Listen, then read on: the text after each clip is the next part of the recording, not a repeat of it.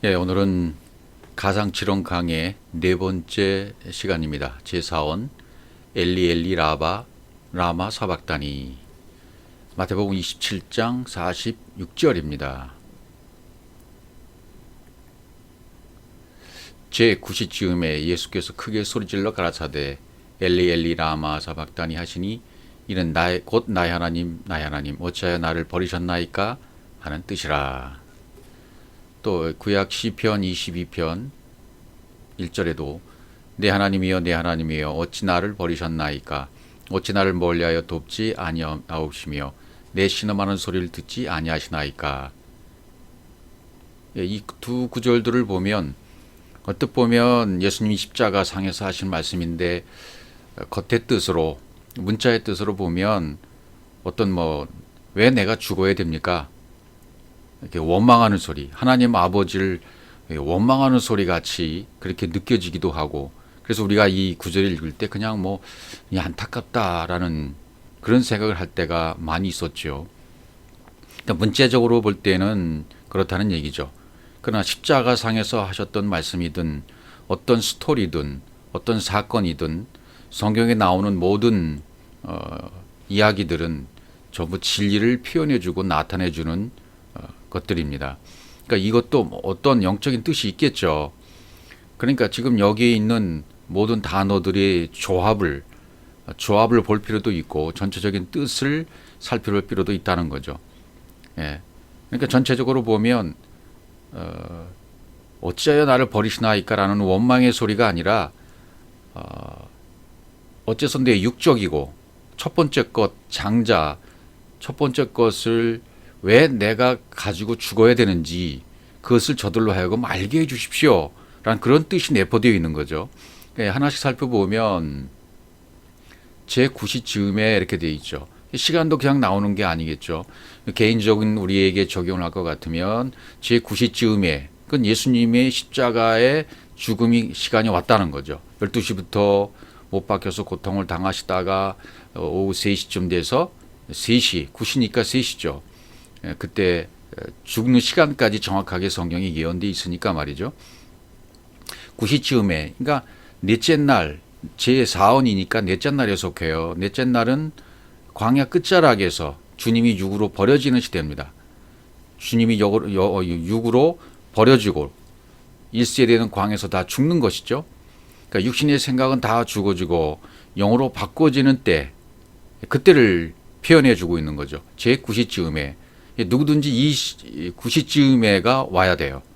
내 그림자가 없이 해가 바로 위에 떠서 내 그림자가 없는 실체를 보는 때가 와야 되는데, 그렇게 되려면 반드시 십자가의 죽음을 경험해야만 합니다. 그것이 예수님이 죽음으로 제9시쯤에 우리 개인적인 적용에서도 이 제9시쯤에 광야의 끝, 육이 버려지는 때, 육신의 생각이 삭제되는 때, 육으로 삭제가 되고 영으로 교환이 되는 때가 와야 된다. 그런 얘기가 되겠죠. 그러니까 예수님은 지금 장자로서 죽어야 할 자로서 이렇게 버려질 수밖에 없다는 것, 그것을 지금 가르쳐주고 계시는 거죠. 어찌하여 나를 버리셨나이까라는 원망의 소리가 아니라 육체가 버려지고 예수님은 흔적도 없이 삭제되어야만 비로소 영과 진리가 드러나게 된다는 것을 가르쳐 주고 있는 것입니다. 그러니까 어떻게 내가 죽어야 하는지 저들에게 알려주십시오 하는 말과 같은 것이죠. 그러니까 우리가 이 글을 읽을 때에도, 이 문자를 볼 때에도 이 문자 속에서 예수님이 장자로서 어떻게 죽으시지? 예수님이 장자로서 어떻게 죽으셔야 되는 거지? 라는 가르침을 받으면 된단 말이죠. 그러면 나는 어떻게 죽어야 되지? 나도 똑같이 죽어야 되는구나. 내 첫 것, 장자, 육체, 첫 것은 흔적도 없이 사라져서 십자가의 처리가 되어야 되는구나. 이걸 깨달으면 된다 그 말이죠. 광야에서는 주님이 육을 버리는 때입니다. 육의 관점, 나도 역시 육의 관점이 죽어야 되는 때가 광야 기간이고요. 광야 기간은 뭡니까? 완전히 내가 오해했던 말씀, 잘못 알고 있던 말씀들이 전부 영으로 전환되는 때예요. 오해가 풀려지고 성경이 바르게 해석되어지고 영적인 의미로 내게 다가오는 때, 그게 광야의 끝자락에서 이제 모든 것이 끝나게 되는 것이죠. 그러면 육적인 판단과 내 기준과 내 판단과 내 가치관 이 모든 것들이 전부 처리가 되어져서 완전히 하얗게 되는 라반이 되는 때가 이제 오게 되는 시점이 출발하게 된단 말이죠. 그래서 하나님께서도 우리에게 이 보이는 세상을 주었고 내 눈에 보이는 세계를 줌으로 말미암아 땅의 것을 줌으로 말미암아 첫째 것을 줌으로 말미암아 하늘의 것을 보여주시고 보여주시는 만물을 통해서 보이지 않는 세계를 보여주시고 보이지 않는 영원한 세계를 알려주시기 위해서 주신다 그 말이죠. 예수께서 크게 소리 질렀다 그랬죠. 크게 소리 질러 가라사대. 크게 소리 질러요. 그 다음 구절에 27장 47절에 보면 이 사람이 엘리야를 부른다 이렇게 얘기하죠. 이 사람이 엘리야를 부른다. 엘리야와 연결되어 있는 거죠. 엘리야가 지금 큰 말씀으로 율법이 큰 말씀으로 소리를 지르고 있는 거예요. 그러니까 예수님 지금 내가 율법으로서는 죽는다 그런 뜻이 되는 거죠. 그런데 이제 성경에서 보면 이 큰 소리를 지를 때는 귀신이 떠나갈 때 큰 소리를 지르고 떠나가잖아요. 귀신이 예수님만 보면 큰 소리를 지르고 막 떠나가요. 그러니까 그 귀신이 예수님 보고 지르는 소리는 뭡니까? 나는 큰 말씀이야. 나는 장자야. 당신도 육체로는 큰 말씀이잖아. 당신과 나는 같은 하나야. 그걸 자꾸만 넣어주는 거죠. 예수님을 보면서. 나는 소멸되기 싫다는 의미가 되는 거죠. 그거를 우리 안에서도 전부 그렇게 해서 귀신이 쫓겨나야 돼요. 그러니까 그런 장면들을 한번 살펴보면 이해가 될 것입니다. 누가복음 4장 33절 회당에 더러운 귀신 들린 사람이 있어 크게 소리질러 가로되 여기도 이 귀신이 크게 소리를 지릅니다. 회당에 더러운 귀신 들린 사람이 있다. 귀신 들린 사람이 있다. 왜 귀신 들렸다라고 표현을 하고 있죠. 귀신 들렸다. 귀신 들렸다는 것은 없었던 것이 들어왔다 그런 뜻이 아니겠습니까? 원래는 여러분과 저 모두가 율법이었어요. 율법인데 율법인 나에게 다른 율법 더 가중된 율법이 들어오고 또 들어오고 또 가중되는 거죠. 그러니까 복음이 우리 안에 들어와서 깨달을 때까지만 나는 율법에 갇혀 있는 것이고 율법에 갇혀 있을 때는 내가 율법에 갇혀 있다는 것을 모르니까 그걸 깨닫게 해주시기 위해서는 뭐가 들어와야 돼요? 더 가중된 율법이 또 들어와야 돼요. 더 강한 것이 들어와야 돼요. 범법함으로 죄인인 줄 모르고 있는데 율법을 더해 주었어요. 원래 죄이고 율법에 속해 있는 나를 살리기 위해서 율법으로 더 입혀주고 더 입혀줬다. 그런 말이 되는 거죠. 갈라디아서 3장 19절에 보시면 그런즉 율법은 무엇이냐 범법함을 인하여 더한 것이라 천사들로 말미암아 중보의 손을 빌어 베푸신 것인데 약속하신 자손이 오시기까지 있을 것이라 이렇게 되어 있어요. 범법함을 인하여 그랬죠. 이 범법함이란 말이 파라바시스 파괴 범죄 이것은 명령을 거스리다란 뜻에서 유래가 되었습니다. 명령을 거스리는 것이 범법하는 거예요. 범법함을 인해서 율법을 더한 것이라 그랬어요. 더한 것이라 프로스티데미는 뭐죠? 더 놓다. 프로스 향하여 티데미 세우다. 향하여 세워놓는 거예요. 더 놓는 거예요. 더 붙여 놓는 거예요. 더 주는 겁니다. 부가해 주는 겁니다. 왜 부가해 줄까요?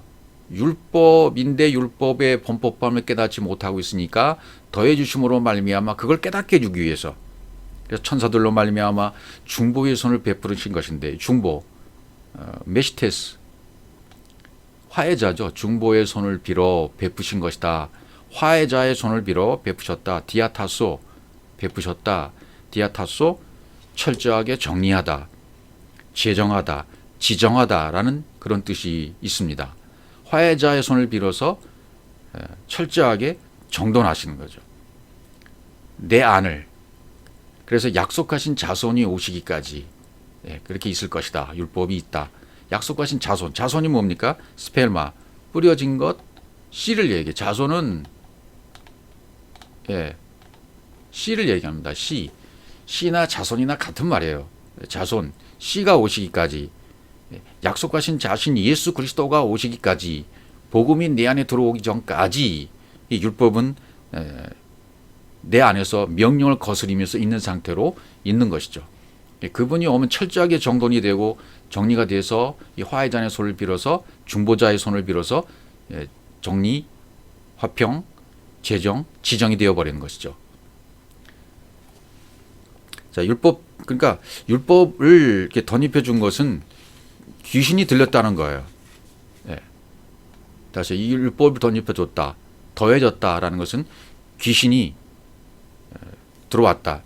자, 이제 이 부분을 조금 더 설명을 드려야 될 텐데요. 내가 육신의 생각을 가지고 있어요. 그럼 나는 죄인이죠. 율법에 매인받은 사람이죠. 예. 그러면 나는 내 안에 귀신이 들려있는 상태예요. 율법에 들려있으면. 이걸 인정하기가 싫은 거죠. 근데 그리스도의 말씀을 듣고, 아, 내가 바로 귀신이었구나. 이거를 인정해야 되는데, 이걸 인정하기가 굉장히 쉽지 않은 거예요, 여러분. 아, 내가 바로 귀신이었어. 당신 귀신 들렸어. 굉장히 기분이 나쁠 거 아닙니까? 너에게 지금 귀신이 들린 상태야 라고 얘기하면 누구든지 기분이 나쁠 거예요. 그런데 그리스도의 복음을 듣고 깨닫는 사람들은 그걸 바로 직시해서 깨닫는 거예요. 율법을 가중해서 죄를 깨닫지 못하고 있을 때 율법으로 덧입혀주면 아, 내가 바로 율법이었네. 더 말씀드리면 아, 내가 바로 귀신 들려 있었네. 그러니까 율법에 들렸다. 율법이 덧입혀졌다는 말과 같은 것이 귀신 들렸다는 말인 거죠. 그러니까 귀신이 율법인 거예요. 범법자로 만들기 위해서 귀신이 들려야만 귀신이 또 쫓겨나가는 거예요. 예, 이 부분을 좀 이해를 하셔야 됩니다. 그러니까 당신 귀신 들렸어. 너 귀신 들린 상태야. 율법에 매여서 율법에서 벗어나지 못한 상태에 있으면 더 큰 귀신이 들어와서 쫓겨남을 당해야 돼요. 독이 독을 치료하는 것처럼. 예, 이제 그런 부분들을 우리가 조금 더 이해해야 되는데, 그러니까 주님이 오시기 전에 이들은 율법에 매여 있는 상태에서 주님으로부터 복음을 들으면 어떻게 돼요? 부닥치는 거죠. 주님이 율법을 가르쳤을 때 사람들은 어떤 상태입니까? 예수님으로부터 가르침을 받는 사람들의 상태는 귀신 들린 상태예요. 이것을 지금 표현하고 싶은 거예요, 성경은. 약속하신 자손이 오시기까지 네 안에 모든 중보의 손을 빌어서 이렇게 베풀어져서 철저하게 바꿔지기 전까지는 나는 율법에 속해 있는 자고 귀신 들려 있는 상태이고, 이게 죄인의 상태가 그런 상태단 말이죠. 귀신이 들려 있다. 이걸 표현하고 싶은 거예요. 그러니까 이 상태에서 예수님이 복음을 전하니까 처음에는 충돌을 일으켜요. 충돌을 일으키다가 그다음에 스칸달이죠. 걸림이 되어져 버려요. 걸림이 되어져 버리니까 예수님을 떠나버려요. 그러니까 예수님 당시에도 예수님이 복음을 전해도 받아들인 사람이 없는 거예요. 예, 이게 정상이에요. 진리의 복음을 전하니까. 지금도 이 진리의 복음, 그리스도의 복음을 전하면 충돌을 일으킨 사람이 먼저 생깁니다. 당연한 것입니다. 왜? 내가 아직 율법에 속해 있고 율법의 말씀을 진짜로 붙들고 있으면, 가짜를 진짜로 붙들고 있으면 충돌이 오는 것이 당연해요. 이게 너무나 쇠뇌를 너무 강하게 당하기 때문에 목회자들이나 성도들이나 너무 많은 강한 압박, 강한 쇠뇌를 받았기 때문에 지금까지 내가 알고 있었던 말씀과 다른 말씀이 들려오면 걸림이 되는 거예요. 충돌이 되고 걸림이 되는 거예요. 그래서 지난 시간에도 예수님의 탄생 부분을 제가 설명을 드렸는데, 요셉과 마리아의 생물학적인 부부관계를 통해서 예수님이 탄생한 것이다. 이런 설명을 더해 드렸는데 여기에 이제 충돌을 일으키시는 분들이 많은 것 같아요. 예, 여기 당연히 그렇죠. 충분히 저도 이해합니다. 저도 거기 있다 나왔으니까. 그렇게 알고 있다가 무슨 신비한 탄생, 성령으로 잉태되었고 영으로 잉태되었고 인간적인 부부관계를 통해서가 아니라 인간의 사람의 씨와 혈통이 아니라 하늘의 신비한 씨가 들어와서 성령으로 잉태됐다는 의미를 그렇게 해석하는 거죠. 그러나 두 가지를 다 이해하셔야 돼요. 육신은 다윗의 혈통에 나왔다는 족보를 얘기하는 이유가 어디 있습니까? 예, 이것도 전부 진리를 얘기하는 것이라고요. 족보도. 인간의 혈통을 얘기하면서 혈통을 통해서 씨가 우리에게 들어온 것을 설명해 주는 거예요. 결국 같은 것인데, 예수와 그리스도도 서로 같은 것이잖아요. 같은 것인데 둘째 날은 분리가 되어져 있죠. 그럼 셋째 날은 하나가 되는 거예요. 살아나는 날이에요. 그러니까 우리를 뭐 분리해서 가르친다, 2단이다, 3단이다 뭐 그런 사람들이 많이 있잖아요, 요즘에. 교회의 가르침과 다르기 때문에 그렇게 들려오는 것은 당연한 것입니다. 평생을 그렇게 목회했고 목사의 직분을 받은 분들이 더 그래요. 장로로서, 집사로서, 전도사로서, 선교사로서, 성도로서 평생 4, 50년을 그렇게 살아왔으니까 당연한 거예요. 당연하게 예수님의 탄생은 성령으로 잉태된 것이지, 신비하게 잉태된 것이지, 하늘로서 오신 분이지, 그렇게만 보는 거예요. 그러니까 그분은 하나님의 아들이시만 육으로 오셔서 우리의 모범이 되셔야 되기 때문에 인간의 관계를 통해서 오셔고 요셉과 마리아의 생물학적인 부부 관계를 통해서 오셔서 그렇게 오셔야만 되는 거고, 그래야 우리의 모델이 되는 것이고, 그래서 우리의 모든 죄를 사하실 수가 있는 거예요. 그래서 그 육신의 죄를 정하신 것 아닙니까? 그러니까 영과 육으로 같이 양쪽을 같이 이해를 하셔야 돼요. 그러니까 충돌이 됐다가 그다음에 이것이 이해가 안 되면 나와 다르다고 해서 걸림이 되니까 떠나가는 거예요. 이런 과정을 통해서 십자가 후의 성령의 역사로 귀신이 떠나가는 거예요. 그때서야 이제. 그러니까 예수님의 제자들도 처음부터 복음을 받아들인 게 아니에요. 충돌했어요. 너무 강한데, 스클레로스 어려운데, 거친데, 그러다가 스칸달이죠. 걸림이 돼서 떠나가고. 예수님 제자 없었어요, 처음에. 그러다가 이제 그들에게 복음을 깨닫고 저들에게도 귀신이 떠나가고 십자가 후에 영의 시대, 성령의 시대가 오니까 그제서야 이 말씀을 깨닫게 되는 거예요. 왜? 성령께서 깨닫게 해주시니까. 그러니까 성령이 해석해 주신다는 의미는 뭡니까? 정확하게 성령이 기록된 말씀을 해석해 주는 거예요. 해석하는 거예요. 그러니까 성령을 해석해 준다고 해서 어떤 신비한 방법으로 해서 해석해 준다. 여러분 그렇게 인정하셔서는 안 됩니다. 그렇게 받아들이셔도 안 됩니다. 성령으로 해석을 해준다는 얘기는 성령으로 기록된 말씀을 정확하게 나도 똑같은 그 성령의 역사로 말미암아 보고 깨닫고 안다는 뜻이에요. 그러니까 내 안에 성령이 와야 돼요. 성령이 온다는 것은 잠들었던 내 영이 깨어난다는 거예요. 처음부터 나는 그리스도였어요. 영이었어요. 하나님의 아들이 오신 것과 똑같아요. 우리도. 그분이 이 땅에 오신 것과 여러분이 이 땅에 오신 것 똑같이 온 거예요. 영으로 온 거예요. 영으로 왔지만 깨어나지 못하고 기억하지 못하고 있을 뿐이에요. 그러다가 깨어나는 거예요. 깨어나서 기억이 나는 거예요. 그런 모든 진리의 얘기를 성경이 해주고 있는 것입니다. 그러니까 우리도 이 복음을 들었다가 귀신 들려 있는 상태, 율법에 매여 있는 상태, 그래서 자꾸 율법이 덧입혀지니까 이게 이제 성령 시대이니까 성령께서 내 안에서 영이 내 안에서 그분의 영이 이것을 받아들이고 듣고 깨닫고 문을 열어주시는 거예요. 우리가 하는 것은 하나도 없습니다. 전부 그분이 하시는 거죠. 이게 더러운 귀신, 아카다르토스 다이모니움 푸뉴마. 이게 귀신의 성질을 말하는 것인데 더러운 말이라고 해야 돼요. 더러운 말, 더러운 영. 예, 이 더러운 영이 들린 거예요. 더러운 영이 들렸다. 에코. 더러운 영을 가지게 되었다. 귀신이 들렸다는 것은 능동태잖아요. 능동태예요. 그러니까 자기가 율법을 취한 거예요. 여러분도 어쩔 수 없이 교회에 나가서 율법을 취한 거예요. 그러니까 이건 누구 잘못도 아니라 처음에 교회를 나가면 율법의 말씀을 들을 수밖에 없잖아요. 그러면 근데 율법이 들려오니까 취한 것은 누가 취했어요? 여러분 자신이 취했다고요. 자신이 받아들였다고요. 누구의 죄도 아닌 거예요. 어쩔 수 없는 겁니다. 하나님의 말씀을 그러니까 내 수준으로 오해해서 그렇게 받아들이는 거예요. 그러니까 가짜의 말씀을 진짜로 오해하고 받아들였다 그 말이죠. 그래서 그 말씀을 하나님의 말씀으로 안다 하고 받아들였는데 알고 보니까 이건 오해된 말씀이었어요. 나중에 알고 보니까. 여기까지 깨달은 것도 굉장한 겁니다. 그러나 여기까지 깨달지 못한 사람들은 어떻게 돼요? 충돌을 일으켜서 아니야. 내가 알고 있는 말씀이 진짜야. 우리 목사님이 가르쳐준 담임 목사님이 가르쳐준 말씀이 오라. 계속 그 말씀을 취하면 절기신앙이에요. 매년 예수님이 죽고 예수님이 부활한 부활절을 또 지켜요.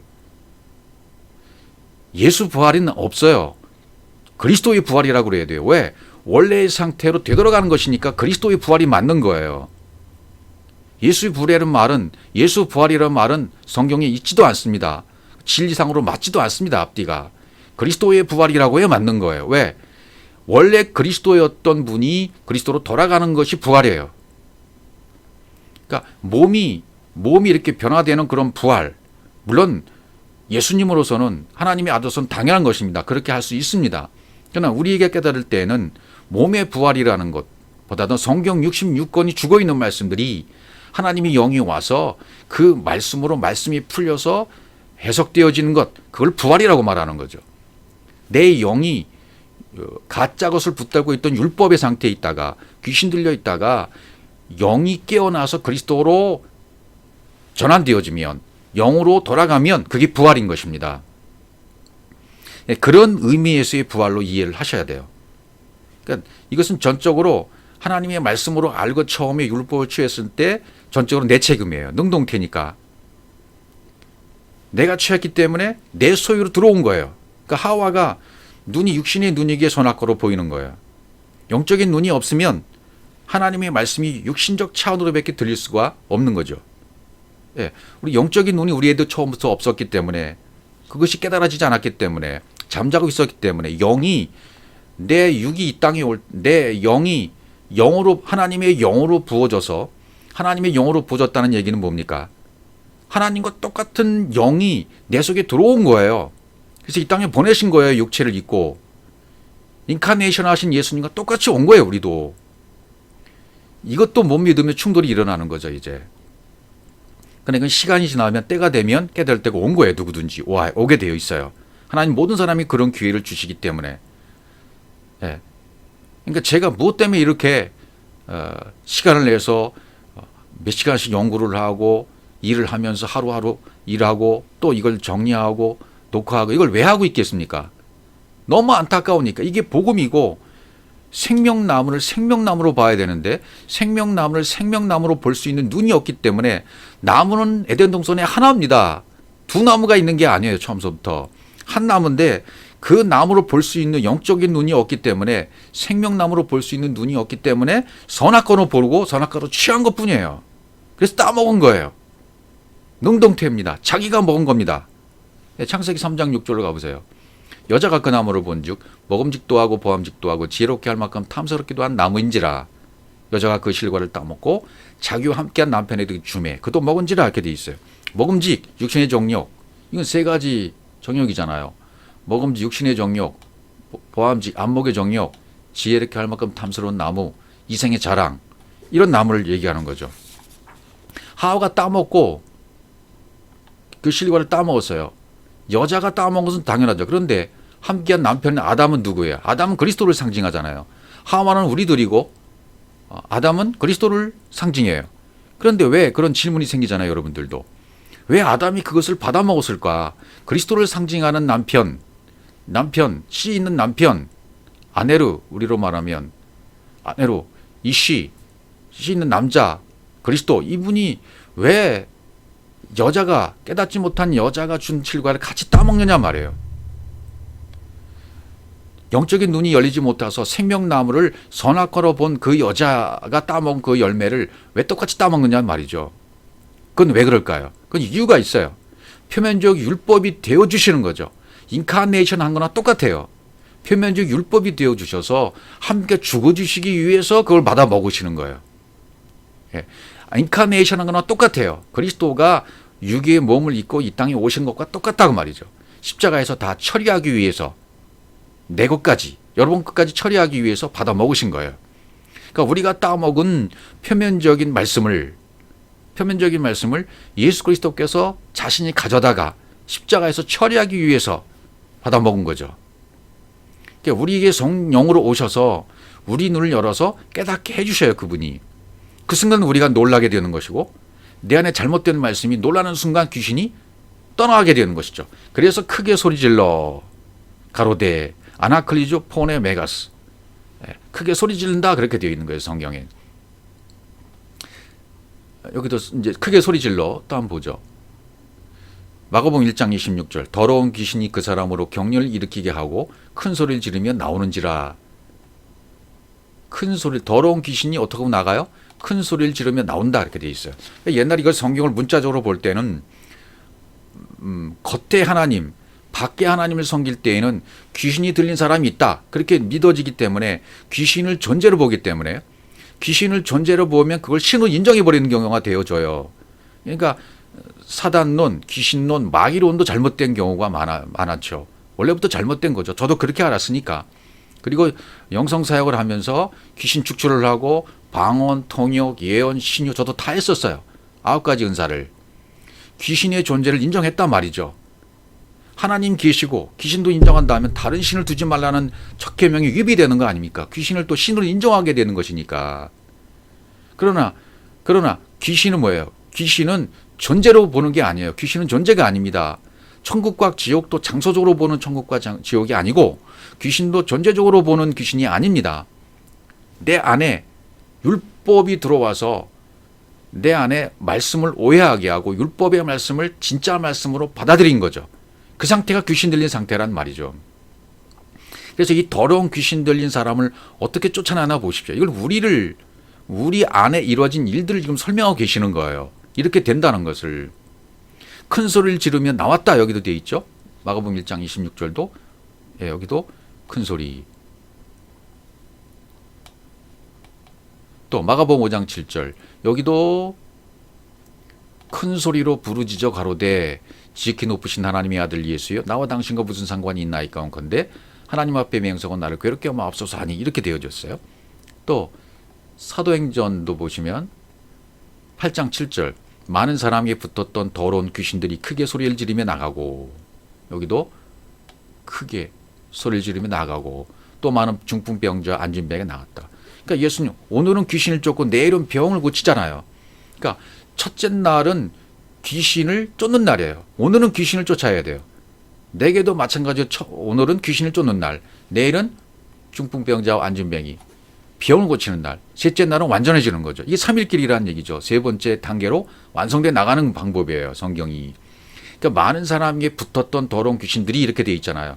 많은 사람에게 붙었던 더러운 귀신들은 실제로 존재하는 귀신이 아니라 그 사람 속에 있는 오해되고 잘못된 말씀들이 전부 크게 소리 지르면서 율법이 떠나가는 거예요. 진리가 들어왔기 때문에 가능한 것입니다. 그러나 귀신을 실제적인 존재로 인정하는 사람들에게는 그런 현상들이 나타나게 되어 있어요. 실제적 은사사역을 하면 그렇게 되어 있어요. 귀신이 떠나가고 별별 사건과 이적과 기적이 다 나타나게 되어 있어요. 하나님 그거 다 인정하십니다. 있습니다. 없는 게 아닙니다. 저도 분명히 이거 없다고 얘기하는 게 아니라 분명히 있습니다. 근데 그 사건을 왜 주셨을까요? 다음 단계로 나가기 위해서요. 그것은 밖에 하나님이 안에 하나님으로 네 안에 들어가게 하시기 위한 방법으로 귀신을 쫓고 병을 고치고 죽은 사람을 살리고 안진병 일으키고 이런 이적과 기적이 일어나게 되는 거예요. 오늘날도 분명히 그런 것은 있습니다. 이 그리스도의 복음의 진리를 받고 난 다음에도 그런 이적과 기적은 분명히 있습니다. 예수님처럼 되게 돼 있어요. 그분이 와서 하신 것처럼 우리 안에서도 똑같이 일어나게 되어 있습니다. 우리의 의식이 가짜 의식에서 영적인 그리스도의 의식으로 직접 전환되어지면 얼마든지 가능한 겁니다. 그 의식을 흘려버리기만 하면 그런 역사는 분명히 일어나게 되어 있어요. 옛날에는 예수 그리스도의 이름으로 명하노니 귀신아 떠나갈지어다 그렇게 하지만 이 진리의 복음이 들어온 다음에는 의식만 흘려주면 돼요. 그리스도의 의식을 흘려서 저 사람 안에도 하나님의 영이 있습니다. 저 사람 안에도 하나님이 이미 존재하고 계십니다. 라고 영적 흐름만 흘려주면 그 사람은 고침을 받게 되는 거예요. 그 사람이 알아요, 그거를. 이런 경험을 수도 없이 하게 되는 겁니다, 우리 안에서. 자, 그러니까 크게 그런 부분 이제 다음에 또 설명할 기회가 있겠죠. 크게 소리 지르면 나온다. 귀신이 그리스도를 대하면 왜 소리를 지르는가? 왜 그러죠? 그리스도를 인도할 때까지는 율법이 큰 소리 치잖아요. 자기가 장자로서 큰 자로서 율법으로 큰 소리 치다가 장자이기 때문에 큰 자이기 때문에 큰 소리 쳐요. 그런데 그리스도께 인도가 되어지면 그 소리는 잠잠해지는 거예요. 예. 장자가 죽는 거죠. 장자가 죽는 현상으로 나타나요. 그러면 소리는 잠잠해지는 거죠. 그걸 설명하는 거죠. 그러니까 예수께서 귀신과 하나가 되어가지고 큰 자, 먼저 된 자, 장조로서 표면적 율법이 되어주셔서 함께 십자가에 죽어주신 거잖아요. 그것을 듣는 자들은 이제 놀라는 거죠. 아, 내가 알고 있던 말씀이 율법의 말씀이 가짜였구나. 내 안에 들어온 것은 귀신이었구나. 오해된 말씀이었구나. 그렇게 깨닫는 거예요. 내가 알고 있던 그 말씀이 바로 귀신이었구나. 여기까지 깨달음이 빨리 와야 돼요. 예, 이런 깨달음이 안 오면 귀신은 존재로만 알고 나는 율법의 말씀, 가짜 말씀 갖고 있으면서 성령의 능력으로 말미암아 귀신을 쫓는다라고 여전히 귀신 축사를 하고 있는 거예요. 축출을 하고 있는 거예요. 얼마나 이게 아이러니한 일입니까? 그러나 그 단계들도 과정이기 때문에 거쳐 나가야 돼요. 빨리 그런 분들에게는 이런 진리의 말씀을 누군가가 전해줘야 돼요. 저도 그걸 몰랐기 때문에 그렇게 하고 있었잖아요. 예. 나이 50이 될 때까지 그렇게 믿고 그 축사를 했다니까요. 그러고 나서 이 진리의 말씀이 들어오고 나니까 이게 아니네. 내가 바로 귀신 들린 자였구나. 내가 율법에 빠져 있던 자였네.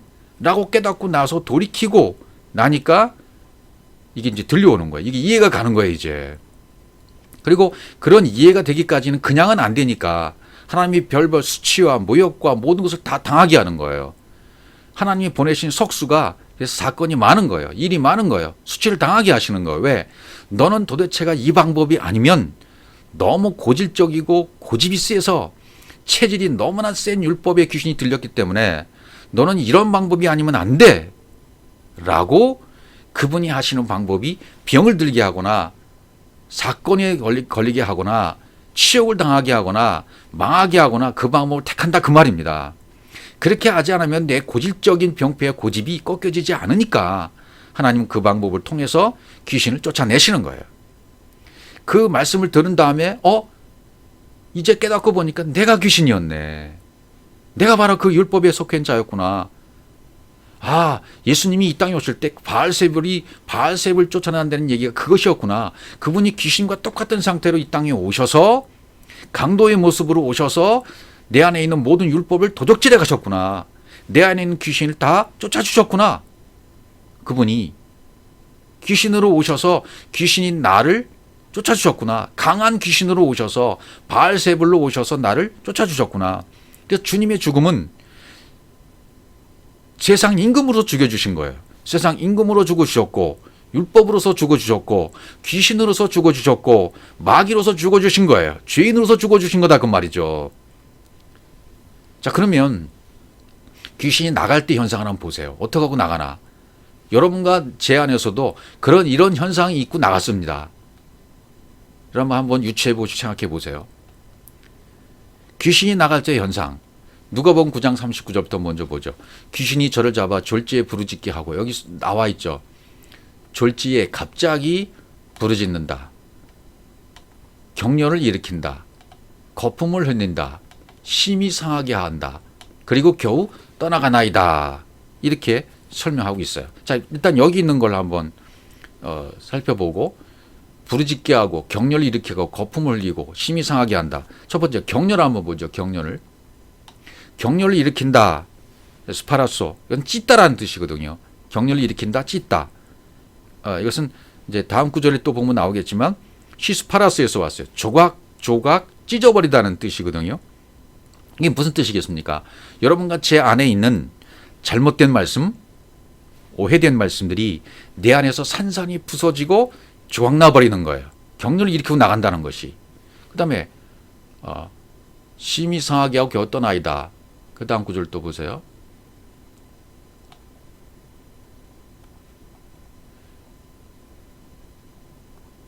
아, 9장 39절인데요. 또 다른 구절에 제가 하나가 있는데 42절. 9장 42절을 봐야 되는데 잠깐만 보세요. 9장 39절에는 세 가지. 부르짖게 먼저 보죠. 부르짖게. 예. 경련을 일으키고는 조각조각 내 안의 말씀들이 다 쫓아나게 하는 거고, 그 다음에 부르짖게 한다. 부르짖는다는 것은 뭐 소리를 갑자기 지른다는 얘기. 크라조 한다. 크라조 한다는 말은 뭐냐면 까마귀가 깍깍 울다라는 그런 뜻이거든요. 크라조가. 그러니까 까마귀가 깍깍 운다. 율법. 까마귀는 율법을 상징하잖아요. 그러니까 문자적인 소리를 의미하는 거죠. 부르짖는 기도, 통성기도. 이것은 뭐예요? 귀신 들려 하는 기도다. 이렇게 말할 수 있죠. 네. 부르짖는다는 말은 그러니까 우리의 습성, 우리의 믿음의 습성을 보면 대상자가 있어야 되잖아요. 신앙의 대상자가 있어야, 예수라는 대상자가 있어야 경배를 해요. 기도의 대상자가 있어야 큰 소리로 기도를 하는 거죠. 그래서 산에 가서도 주여 하고 기도하는 것은 뭐예요? 대상자를 향해서 부르짖는 거잖아요. 찬양하는 것도 대상자를 향해서 막 뛰면서 땀 흘리면서 춤을 추고 워십을 하고 그렇게 예배를 드리고 찬양 예배 드리죠. 예배 드리는 것도 대상자를 향해서 부르짖는 거죠. 소리를 내는 거죠. 그러니까 이렇게 소리를 낸다는 의미는 뭐예요? 그렇게 해야 만족을 하고 그렇게 예배 드린 것 같고 그렇게 해야 기도하는 것 같고, 예. 그러니까 까까 울고 있는 상태죠. 그러니까 문자로, 성경을 문자로 알았기 때문에 까마귀가 우는 거예요. 율법이 소리를 낸다 그 말이죠. 이것이 부르짖은 다음에 떠나가는 거죠. 이렇게. 예. 그 다음에 거품을 흘린다 더 있죠. 거품을 흘리며,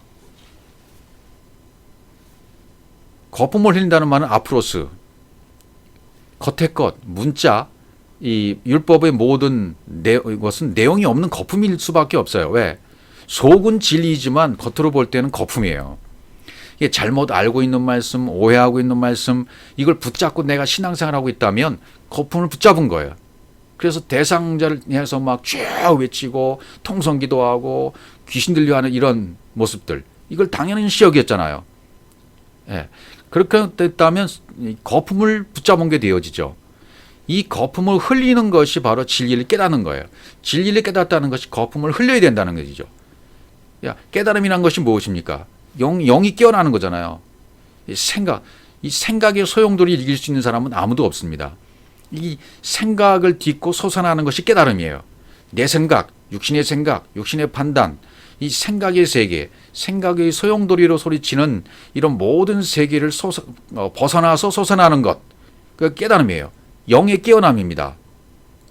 이 거품이 빨리 흘려져야 돼요. 그다음에 상하게 하고, 심히 상하게 하고, 쉰트리보, 그것도 역시 진익이다, 산상조각나다, 그런 뜻이거든요. 문자의 말씀, 겉의 말씀, 서로 육신의 생각이 부닥치게 돼 있어요. 충돌하게 되어 있어요. 이 육신의 생각으로 충돌하고 이렇게 부닥치는 것이 많아지면 많아질수록 극에 달아져야 돼요. 극에 달아지면 귀신이 떠나갈 때가 와야 돼요. 왜? 그리스도의 말씀을 들었기 때문에 가능한 거예요. 그래서 충돌하면 내 생각, 내 가치관, 내 관점, 내 판단, 이게 완전히 진이겨지는 거죠. 산산조각이 나는 거예요. 그게 상하게 하는 거예요. 그러니까 우리 안에서 귀신이 떠나가는 과정은 이런 과정을 거치게 되어 있다는 거죠. 거꾸로 트이고 나간다, 뭐 이런 표현들. 거꾸로 트인다. 그 다음에 거꾸로 트인다는 표현은 누가복음 9장 42절에 나오죠. 42절 앞절에서 봤나요?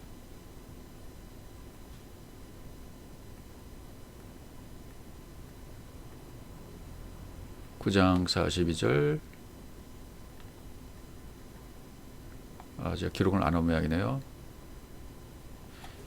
누가복음 9장 42절에는 올 때 귀신이 거꾸로 들이고 심령 격렬을 일으키고 예수께서 더러운 귀신을 꾸짖으시고 아이를 낳게 하사 그 아비에게 도로 주시니, 이렇게 돼 있어요. 귀신이 거꾸로졌다. 여기는 안 나오지만 귀신이 거꾸로졌다라는 표현을 썼죠. 그러니까 거꾸로졌다는 것은 뭐예요? 흐레기님이, 이것도 역시 뭐 깨뜨리다, 파괴하다, 분리되다, 찢어내다, 터지다, 쪼개지다, 그런 표현입니다. 그러니까 율법이 장악한 상태에서 율법이 거꾸러지고 복음으로 뒤집어 엎어지는 걸 얘기해요. 복음으로 뒤집어 엎어지는 거예요. 율법이 거꾸러지고. 이런 표현들 지금 성경은 계속 쓰고 있단 말이죠. 그러니까 귀신은 율법이에요. 율법의 말씀을 가지고 있으면 귀신 들린 상태예요. 이 왜 귀신이라는 말씀이 우리에게 이렇게 덮어 씌우는가? 육신의 생각이 귀신이기 때문에 그런 거예요. 그래서 이미 인본주의를 주장하거나 성경을 인본주의로 보거나 세상 철학으로 보거나, 그건 전부 귀신으로 되어 있는 거죠. 그러니까 세상 지식은 이미 전부 귀신인 겁니다. 전부 귀신으로 되어 있는 거예요. 인본주의, 세상 철학, 세상 지식, 이런 것은 전부 귀신이죠. 나의 귀신의 생각을 빼내려면 더 강력한 세력을 가진 귀신을 붙여줘야만 되는 거예요. 그래서 예수께서 바알세불로 오셔서 바알세불인 나를 물리치시는 거죠. 강도로 오셔서 도둑질 하시는 겁니다. 내 안에 있는 율법과 내 안에 있는 육과 이 모든 것을 도적질해 가시는 거예요. 강도로 오셔서. 그래서 귀신이 나갈 때는 내 생각을 가지고 빠져나가는 거죠. 그래서 그것을 갑자기 뭐 여기 좀 설명했잖아요. 부르짖음으로 거품을 흘리고 상하게 하고 거꾸로 틀리고 이런 표현들이 나오게 되는 것입니다. 자, 그러니까 율법은 큰 것이기 때문에 귀신이 떠나갈 때 큰 소리를 지르는 거예요. 율법은 포장지이고 그 안에 있는 보물이 그리스도잖아요. 진짜잖아요. 보배잖아요. 반면에 그 안에 있는 진리, 복음은 작은 거예요. 작은 소리예요. 복음은 작은 소리입니다. 큰 소리로 떠나가는 놈은 귀신이고 복음은 작은 소리, 세미한 소리라고 되어 있어요. 이미 여러분 살펴본 것처럼 너희는 가만히 있어 내가 하나님 됨을 알지어다. 이런 말씀도 살펴보셨죠? 출애굽기 14장 14절. 가만히 있어. 하라시. 무슨 치라 그랬습니까? 율법에 대해서는 자갈을 물리고 율법에 대해서는 벙어리가 되게 하고 말씀에 대해서는 뒤집어서 쟁기질을 하라. 그렇게 하고 있는 상태가 가만히 있는 상태예요.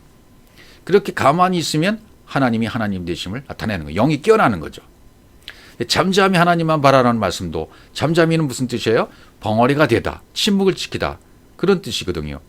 그러니까 내면에 있던 진리의 소리를 이제 우리가 세미한 소리를 듣는 거예요.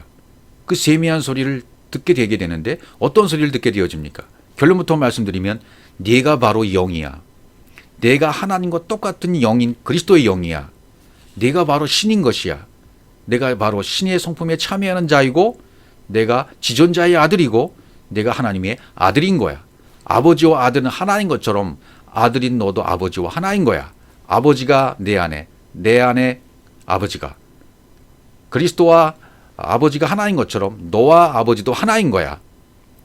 그러면 내가 그 안에, 그러니까 우리가 주님 가르친 기도에서도 하늘들 안에 계신 우리 아버지여라고 배웠죠. 하늘들이 뭐라 그랬습니까? 진리가 된 자들 안에 이미 아버지가 거기 계시는 거예요. 그럼 진리가 된 자들이라는 것은 영으로 똑같은 하나님의 영과 영으로 똑같은 영이 되었다. 그리스도의 영이 되었다.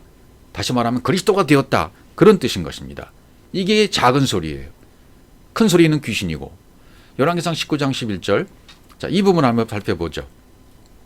여호와께서 가라사대 너는 나가서 여호와의 앞에서 산에 섰으라 하시더니 여호와께서 지나가시는데 여호와의 앞에 크고 강한 바람이 산을 가르고 바위를 부수나 바람 가운데 여호와께서 계시지 않으며 바람에 지진이 있으나 지진 가운데서도 여호와께서 계시지 아니하며 이렇게 돼 있어요. 그다음에 12절 보시면 또 지진 후에 불이 있으나 열왕기상 19장 12절입니다. 불 가운데서도 여호와께서 계시지 아니하더니 불 위에 세미한 소리가 있는지라 이렇게 되어 있어요. 지금 이제 뭐 엘리야 얘기잖아요. 가라사대 아마르로 말씀하시고 있어요. 너는 나가서 가라사대 아마르로 말씀하시는 거예요. 너는 나가서 야짜 이끌어내다 인도해내다 여호와의 앞에서 산에 섰으라. 산에 서라. 아마드 하루. 진리의 산에 머무르 그런 뜻이죠. 예수께서 산에 올라가 앉으시니 제자들이 나온지라 이렇게 말씀하죠. 제자들이 나와서 말씀을 듣는데 산에 올라가 앉으셨어요. 존재가 되어서 앉아 계셔서 거기서 가르치시는 거죠. 산에 올라가 진리의 존재, 그리스도의 존재로서 산에 올라가 앉으신 거예요. 예. 그래서 진리의 말씀 선포함으로 말미암아 그 말씀을 듣는 자들은 그 앞에서 심판을 받게 되는 것이죠. 여기서도 진리의 산에 머무르라. 여호와의 산에 섰으라. 그리고 지나가시는 거예요. 지나가시는데 아바르 건너가신단 말이죠. 지나가신다. 아바르 건너가신다. 건너가셔요. 건너가다 라는 뜻이죠. 크고 강한 바람. 첫 번째 크고 강한 바람이 불어요. 산을 갈랐어요. 크고 강한 바람. 바람은 루아우죠. 성령의 역사, 영의 역사입니다. 산을 가르고 바위를 부숩니다. 이것이 아까 말씀드렸던 밖에서 역사하신 하나님의 역사예요. 성령의 은사적인 사역이에요. 치유 사역이에요. 축사 사역이에요. 예. 그러니까 내 생각이 부인되어지는 현상이죠. 크고 강한 바람이 불어와야 돼요. 처음에. 그 다음에 거기 하나님이 안 계신다 그러죠. 바위를 부수나 바람 가운데 여호와께서 계시지 않나 그랬어요. 바위를 부수나 성령의 은사적인 역사가 나타나나 여호와께서 계시지 않는다. 밖에 하나님이에요. 이게 밖에 하나님으로 역사하시는 것이 성령의 은사적인 사역들이에요. 9가지 은사가 임하는 사역이고 귀신 축출 사역이고 치유 사역이고 이런 사역들이 신사도 운동이고 영성 운동이고 트레스티아스라든지 뭐 이런 여러 가지 현상들, 영적인 일들이 우리 교회 역사상 계속 되어지고 있습니다. 자, 그걸 붙들고 있는 자들은 그것만 붙들고 있는 거예요. 예, 더 이상 앞으로 나가지 못하는 거죠. 과정 속에 나가야 되는데, 물론 그것도 틀린 것도 아닙니다. 그것도 맞는 겁니다. 그러나 그 다음 과정이 있다는 얘기죠. 그 다음에 지진이 있어요. 율법이 죽는 과정이죠. 지진은 라시, 진동, 소란이란 뜻이에요. 예, 진동이 일어나야 돼요. 그래서 율법이 죽는 과정이 나타나는 거죠. 내 기준, 내 가치관, 내 의로움으로 살아온 것들, 이 하나님 말씀을 들을 때마다 이걸 부인시켜 버리는 거죠. 그리고 기근도 오죠. 마태복음 24장에 나오는 말세의 말세의 종말이 종말의 뭐 징조가 나타나잖아요. 하늘에 큰 징조들이 나타난다고 그랬잖아요. 그러니까 마태복음 24장 그 말씀도 우리 마음에서 일어나는 마지막 귀신이 떠나가는 그런 종말을 얘기하는 거죠. 말씀이 바로 세워지는 것을 얘기하는 거예요. 예, 율법이 죽는 과정, 잘못된 말씀을 부인시키는 과정으로서 지진과 기근이에요. 바위들이 터지는 거예요. 새로운 양식, 내가 먹는 양식도 그동안 가짜였다는 거예요. 예, 그래서 금식이 바로 돼요. 율법에 대해서 금식으로 바로 와야 돼요. 진짜 먹어야 될 양식, 하늘 양식을 먹는 것이 금식이에요. 율법에 대해서는 금식을 하고 하늘의 양식을 먹는 상태로 빨리 가야 돼요. 그러니까 우리 안에 기근이 오는 거예요. 그래서 율법의 기근이 오는 거예요. 율법에 대해서는 더 이상 먹을 것이 없도록 기근이 와야 돼요. 예. 그럼 기근이 빨리빨리 와야 굶은 자가 되는 거죠. 율법에 대해서는 굶은 자가 되는 거죠. 진리에 대해서 갈망이 일어나는 거예요. 그래서 새로운 양식, 하늘 양식으로 바뀌어져야 되는 거죠. 예. 하늘의 큰 징조들이 막 일어나는 거예요. 66권 성경, 문자의 말씀, 겉의 말씀들이 이면의 말씀, 진리의 말씀으로 이제 다 바뀌는 겁니다. 가짜 말씀이 진짜의 말씀으로 바뀌는 겁니다. 무너져야 할 것들이기 때문에 거기엔 하나님이 없다고 표현했습니다. 그 다음에 불 가운데, 그 다음 표현을 보시면 지진 후에 불이 있다. 처음에는 강한 바람이었습니다. 그 다음에 지진이었습니다. 그 다음에 불이에요. 그러니까 불은 다 태우는 거잖아요. 불로 완전히 태워져야만 이게 무너져 버리는 겁니다. 율법이 다 무너져 버리고 귀신이 다 떠나가 버리는 겁니다. 그러니까 이거 다른 말로 말하면 물침례와 불침례가 완벽하게 내 안에서 완성되는 단계입니다. 그래서 다 태워지고 나면 세미한 소리가 들리는 거예요. 불 가운데 불이 있으나 불 가운데서도 여호와께서 계시지 않는다. 불 후에 세미한 소리가 있는지라 이렇게 얘기하죠. 예. 그러니까 당연해요. 그러니까 물침례와 불침례가 일어나는 모든 사건들을 아까 우리가 살펴본 것처럼 첫 번째 경련 일으키고 거꾸로 틀리고 갑자기 부르짖고 거품 흘리고 몹시 상하게 하고 이게 무순이에요. 순서가 있는 게 아니에요. 무순이로 무작위로 막 이렇게 일어나는 거예요. 어떤 사람은 경련, 거꾸로 트림, 거품, 갑자기 부르짖고 몹시 상하게 하고 이런 일련의 사건들이 계속 내 안에서 일어나는 거예요.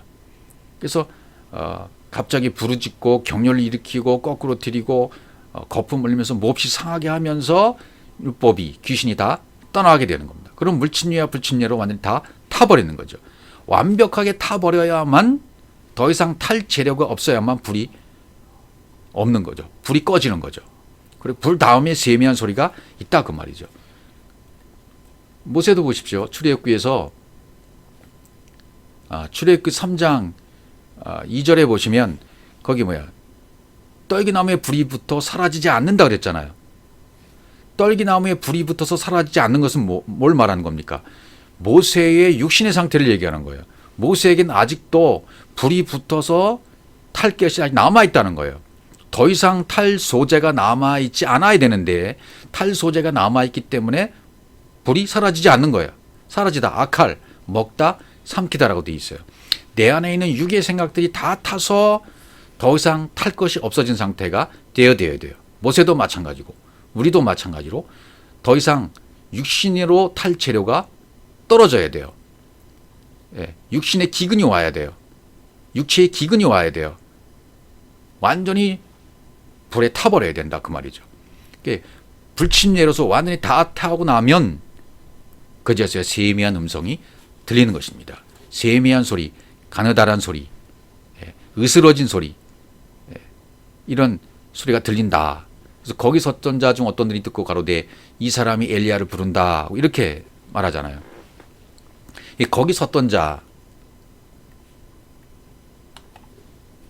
시스템을 얘기해요. 시스템이 섰다. 진리로 선 자를 얘기하죠. 엘리야를 부른다는 얘기죠. 뭐죠? 이 말이 맞아요. 엘리야의 소리를 하고 있는 거예요. 지금 엘리야가 했던 일을 지금 예수님이 똑같이 하고 있는 것이라 그 말이죠. 엘리 엘리 라마 사박다니, 나의 하나님 어째 나를 버리시나이까. 하나님 원망하는 소리가 아니라 어떻게 내가 장자의 것을 죽이는지, 어떻게 내가 십자가에서 장자로서 육체로서 육체를 못 받고 죽는지를 저들에게 가르쳐 주십시오. 그러니까 그 서전자들, 진리로 선자 등이 이걸 듣고 엘리야가 했던 것과 똑같이 하고 있네라는 걸 깨닫게 되는 거죠. 겉의 것을 상징하는 엘리야가 뒤로 물러가잖아. 이제 그건 안의 것을 뜻하는 엘리사가 등장하는 거죠. 엘리사로 사역이 넘어가는 거죠. 그러니까 지금 죽어가고, 예수님이 죽어가고 있는 것은 엘리사가 되어져 버리는 것이죠. 나는 지금 엘리사로서 죽고 있는 거야 라는 말씀이 똑같아요. 그리고 영이 하시는 일이 엘리사가 된다는 얘기죠. 진리로 깨달은 자들이 이제 깨닫게 된 때가 온다는 얘기예요. 엘리야로는 죽고 엘리사로는 살아나는 거야. 깨어나는 거야. 그걸 가르쳐 주시는 거예요. 엘리야는 뭐죠? 털사람이잖아요. 엘리야는 털사람은 율법을 상징하는 거죠. 머리털이 숫자를 셀 수가 있습니까? 엄청나잖아요. 이게 겉의 조항, 율법의 조항, 고질적이고 병폐적인 나의 육신적인 율법, 귀신의 역할 했던 이 모든 것들이 이젠 죽어야 돼요. 머리털이 다 밀어져야 된다 그 말이죠. 대머리가 돼야 돼요. 엘리사처럼. 엘리사는 대머리예요. 대머리가 돼야 돼요. 육을 죽이고 오해하고 있던 것을 율법을 죽인 역할. 내 육신의 생각이 죽고 오해했던 말씀들이 전부 죽이는 역할. 그래서 엘리야는 내 하나님은 여호와시다. 침례 요한의 역할을 엘리사가 하고 있는 것이고요. 엘리사는 엘리야가 죽인 것을 엘리사는 다시 살리는 역할을 하는 거죠. 그런 역할로 주어진 거예요. 복음으로 살려내는 역할. 엘리야는 율법을 죽이는 역할이라면 엘리사는 복음으로 살려내는 역할이에요. 그래서 하나님은 구원이시다라는 뜻으로 엘리사가 되어 있죠. 출애굽기 3장 2장 이제야 나오네요. 여호와의 사자가 떨기나무 불꽃 가운데에서 그에게 나타나시니라. 그가 보니 떨기나무에 불이 붙었으나 사라지지 않은지라. 모세에게 있었던 아직 불탈 것이 남아있다는 거예요. 불이 붙었으나 사라지지 아니하는지라. 이걸 깨달아야 내가 아직 죽어야 할 오해된 것들이 많이 있구나. 이게 사라져야 돼요. 그래서 40으로 모세의 생애가 되잖아요. 80이 되어서야 비로소 영의 말씀을 전하기 시작하잖아요. 내가 너에게 말하노니, 마태복음 17장 12절, 엘리야가 이미 왔을 때, 이거 침례 요한을 얘기하는 거죠. 사람들이 알지 못하고 임의로 대오하였도다. 인자도 이와 같이 그들에게 고난을 받으리라 하시니. 엘리야가 했던 사역을 침례 요한이 하고 있다. 그리고 지금은 그 사역을 예수님이 하고 있다는 거예요. 그래서 인자도 사실상 엘리야의 사역을 하고 있다는 것이죠. 인자도 이와 같이 그들이 고난을 받으리라, 이 사역을 하고 있는 거예요.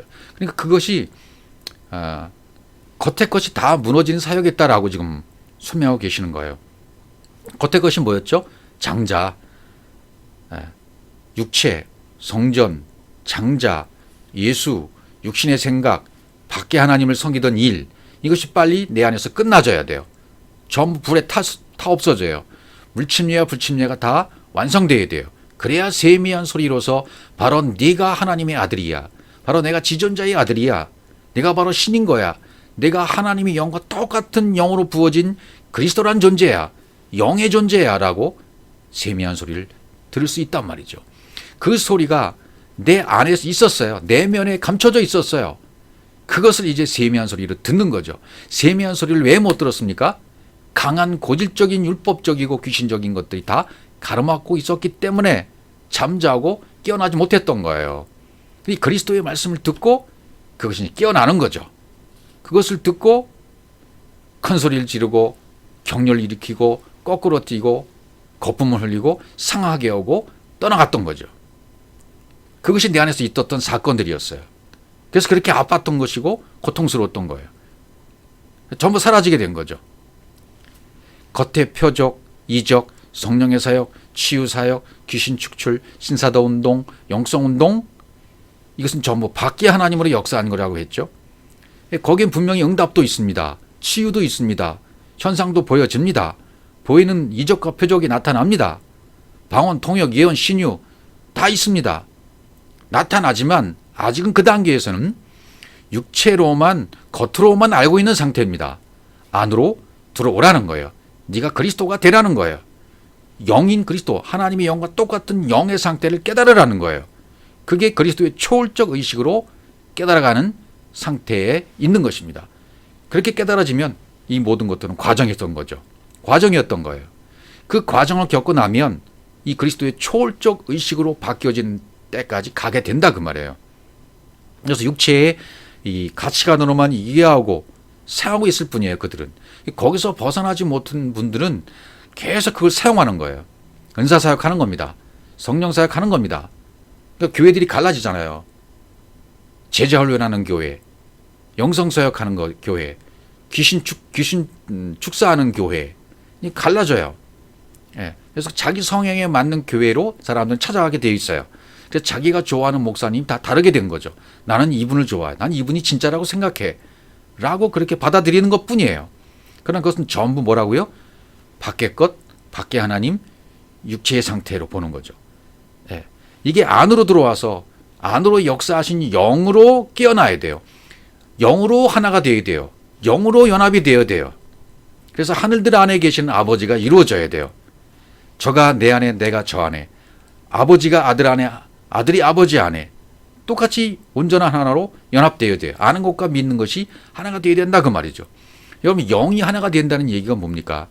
내가 알고 잘못 알고 있던 말씀들이 전부 영으로 깨어나면 그리스도의 말씀으로 풀어지잖아요. 그럼 네가 바로 영이야. 네가 바로 그리스도를 깨닫게 됐다면 하나님의 영이 내 안에 들어온 거잖아요. 그럼 이 영의 상태를 많은 사람들이 추상적으로만 생각해요. 그러니까 이 얘기를 들어도 이 얘기가 무슨 얘기인지 모르는 거예요. 영이 깨어났다.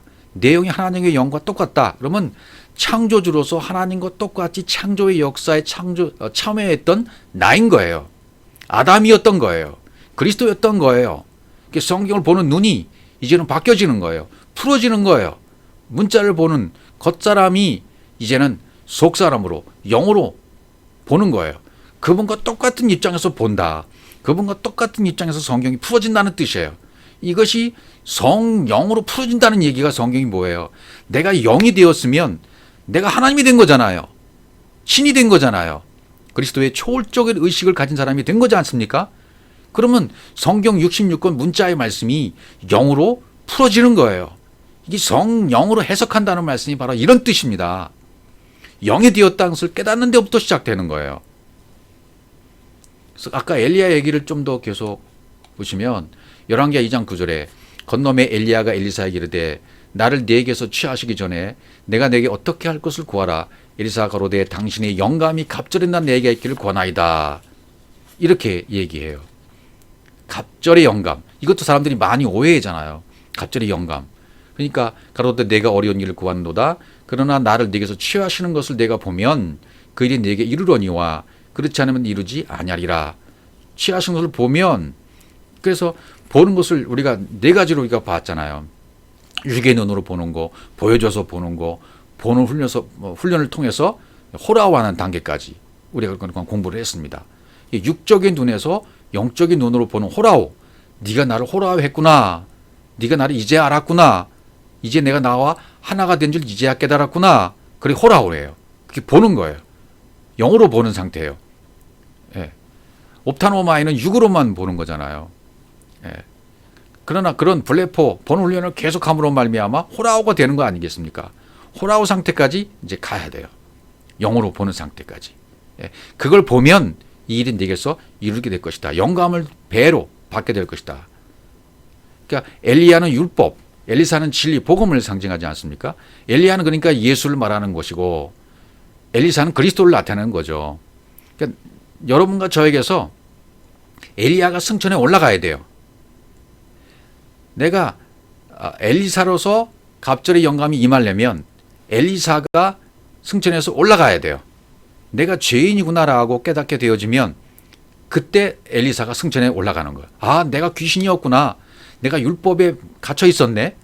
내가 바로 말씀을 잘못 오해하고 잘못 깨닫고 있었구나 라고 깨닫게 되는 단계가 이루어지면 내에게서 엘리야가 승천했단 말이죠. 승천했다는 얘기는 올라갔다, 번제로 들려졌다는 뜻이잖아요. 나에게서 엘리야가 승천을 안 하면 그냥 귀신 들린 상태, 율법의 메인 상태로 있는 거예요. 죄인의 상태로 있는 거예요. 관약에서 빗나간 상태로 그냥 있는 거예요. 그러니까 죄인은 이 땅에 있는 죄를 지은 그런 죄인을 말하는 게 아닙니다. 성경은 하나님과 내가 분리되어 있는 상태를 말하는 거예요. 하나님과 내가 떨어져 있는 상태, 연합이 안 되고 영으로 하나가 안 돼 있는 상태를 그걸 죄라고 말하고 살인이라고 말하고 간음이라고 말한 것이다. 11조가 아직 안 됐다. 그런 뜻으로 설명드렸지 않습니까? 율법의 메인 상태 그대로 있으면 그거 안 된단 말이죠. 그러니까 진짜가 무엇인지 가짜가 무엇인지 깨달으면 예수가 무엇인지 그리스도가 무엇인지를 깨달아야 된다 그 말이죠. 그럼 엘리야가 나에게서 승천한 단계예요. 그러면 내가 엘리사로서 갑절의 영감을 받게 되는 거예요. 엘리야가 승천하면 엘리사로서 갑절의 영감을 받게 되는 거예요. 첫 번째 영감은 내가 귀신이 들린 상태였구나. 율법의 상태에서 신앙생활을 했네. 내가 정말 오해한 말씀 붙들고 살았구나. 가짜를 붙들고 진짜라고 여기고 있었구나라고 절절히 깨닫는 단계가 첫 번째 영감을 받고 엘리야가 승천한 단계예요. 그 다음에 두 번째 단검은 내가 영으로 진리로 채워져서 영과 영으로 하나가 연합된 상태예요. 두 번째 영감을 받는 상태죠. 그래서 내가 그리스도라는 영의 상태, 하나님과 똑같은 영으로 호모이오 똑같은 상태로 하나된 연합된 영으로 된 단계, 두 번째 영감을 받아서 갑절의 영감을 받았다라고 말하는 겁니다. 내가 영과 진리로 되어 있으면 갑절의 영감을 받은 거예요, 이제. 그러면 진리 안에서 자유의 삶을 살게 되는 거죠. 진짜가 뭔지를 알게 된 거죠. 왕하 2장 11절 두 사람이 행하며 말하더니 호련히 불수레와 불말들이 두 사람을 격하고 엘리야가 회리반함을 타고 승천하더라. 불말과 불수레는 뭐예요? 여기서는 율법의 말씀이에요. 왜? 불이 남아있으니까 다 타서 없어져야 되는데 불의 존재가 타서 다 없어져야 되잖아요. 그러니까 아직 타는 중에 있으면 율법을 상징하는 거죠. 타는 중에 있으면 불수레, 불말 타는 중에 있는 거예요. 율법이에요. 이 두 사람을 격하고 엘리야가 회리바람을 타고 승천했다. 회리바람을 타고 두 사람을 갈라놓고 하늘로 올라갔다. 회리바람은 성령을 말하지 여기서는. 회리바람은 성령을 말하는 것이니까 승천했다. 알라라는 단어를 썼어요. 승천했다. 알라라는 단어를 썼기 때문에 번제로 드렸다. 제사로 드려졌다. 올라라는 단어가 번제잖아요. 번제. 올라, 드려졌다. 올라를 알라한 거죠. 번제로 드려진 거죠. 알라. 그러니까 승천했다는 말은 그 엘리야의 육체가 그냥 올라갔다는 뜻이 아닙니다. 엘리야의 진짜 육신의 몸뚱아리가 하늘로 올라갔다는 그런 뜻이 아니란 얘기죠. 번제물이 되어져서 완전히 불에 다 태워져서 육의 것이 다 없어지고 그 영기가 하나님 앞에 올라가는 것처럼 그렇게 되었다. 영으로 하나님과 함께 하나님 보좌 우편에 앉혀진 상태가 되었다. 그런 뜻입니다. 그러니까 올라갔다라는 말은 뭐예요? 내 아래 육신의 생각, 옛사람은 아래에 있던 것은 전부 태워져서 연기로 번제물로 그분에게 올려졌다는 뜻이 되는 거예요. 그래서 로마서 12장 1절에서 말하는 산제물로 거룩한 산제물로 드려진 상태가 된 것이고요. 11조가 되어진 상태가 된 것이죠. 내가 너희들을 11조가 되게 해줄게 라는 언약이 이루어진 상태가 된 거죠. 그분에게 올려드렸기 때문에 엘리야는 승천이 된 거예요. 올려지게 된 거예요. 번제로 드려지게 된 거예요. 그러니까 의식이 육신의 의식에서 그리스도의 초월적인 의식으로 바뀌었다는 것을 얘기하는 거죠. 완전히 바뀐 상태예요. 엘리야가 승천한 거예요. 완전히 육의 것은 좀 불타워 없어졌어요. 이 엘리야가 승천한 이런 단계에서 우리도 역시 영으로 하나 된 연합된 단계까지 갑절의 영광을 받는 상태까지 가야 된다는 것입니다. 그래서 엘리야는 그림자를 우리에게 보여준 거기 때문에 엘리야의 시체를 찾지 못했다고 그러잖아요. 그렇게 그려주는 거예요. 시체가 없는 것으로 그려줘요. 그러면 엘리사는 어떻게 돼요? 엘리사 속으로 들어가는 거잖아요. 엘리사와 하나가 되는 거잖아요. 모세의 시체도 못 찾지 않습니까? 모세는 여호수아 속으로 함몰되어 들어가는 것이고요. 예수는 그리스도 속으로 함몰되어 들어가는 것이고요. 예. 그렇게 되어져야만 이 진리가 이루어지는 것이고 진리로 하나가 되는 거죠. 성경은 전부 그것만 얘기해 주고 있습니다. 엠마오로 가던 두 제자도 깨달아 아는 순간 눈에 보이던 예수는 보이지 않았어요. 어디로 갔어요? 영이신 그들이 그리스도로, 영이신 그들이 그리스도로서 그들 속으로 들어가신 거예요. 다시 말하면, 더 깊게 말한다면 두 제자가 자기 자신을 그리스도로 인식하고 그리스도의 초월적인 의식으로 깨달았다는 뜻이 되는 것이죠. 그 순간 깨달은 거예요. 두 제자도. 엠마로 가던 두 제자들도 아, 내가 그리스도였네. 영인 그리스도였네. 네가 잘못된 귀신이었구나 깨닫고 또 귀신이 떠나오고 병을 고치고 3일에 완전해져서 순간적인 모든 것이 이루어져서 두 제자도 그리스도로 깨달아진 거예요. 그런 순간이 온 거예요. 그들에게도. 그러니까 내 겉사람이 변한 것은 예수님의 변형된 모습과 똑같은 거죠. 아주 하얀 옷을 입으신 예수님으로 변형된 것. 그래서 모세와 엘리야가 승천한 것처럼 우리도 예수도 그렇게 될 차원이고 우리도 그렇게 되어야 되는 겁니다. 그러니까 십자가 사건 전에 예수님께서 이 성전을 헐어버려라. 내가 사흘 안에 일으킬게. 이런 말이 무슨 말인지 모르잖아요. 3일에 완공된다. 그걸 모르다가 부활하신 후에야 이 말씀이 무슨 말인지 깨달아요. 지나가던 자들도 막 모욕하고 내가 하나님의 아들이거든 너를 구원해라. 십자가에서 내려오라. 이렇게 막 조롱하잖아요. 예루살렘에 입성했을 때는 막 호산나 찬송하리로다 이렇게 부르던 자들이 불과 일주일 만에 예수님을 죽이라라는 태도로 돌변했죠. 주님을 위해서 죽게 되던 자들도 십자가의 예수를 보면서 다 도망가 버리고 말았습니다. 육체 때문이었어요. 연약하고 힘이 없어서 너 자신도 구원치 못하는 모습에 연약한 예수는 이제 안 믿겠다는 얘기죠. 오늘날도 똑같아요. 마태복음 27장 42절 저가 남은 구원하였을 때 자기는 구원할 수 없도다. 저가 이스라엘의 왕이로다. 지금 십자가에서 내려올지어다. 그러면 우리가 믿겠노라. 이렇게 얘기하잖아요. 그러니까 고개 흔들면서 십자가의 예수보다는 능력의 예수, 축복의 예수, 치유의 예수, 이 땅에서 잘되고 표적과 기적과 능력을 보이는 그런 하나님의 아들로 그분이 섰다면 나는 믿겠다는 거예요. 그렇지 않다면 나 안 믿겠다는 거죠. 지금도 마찬가지예요.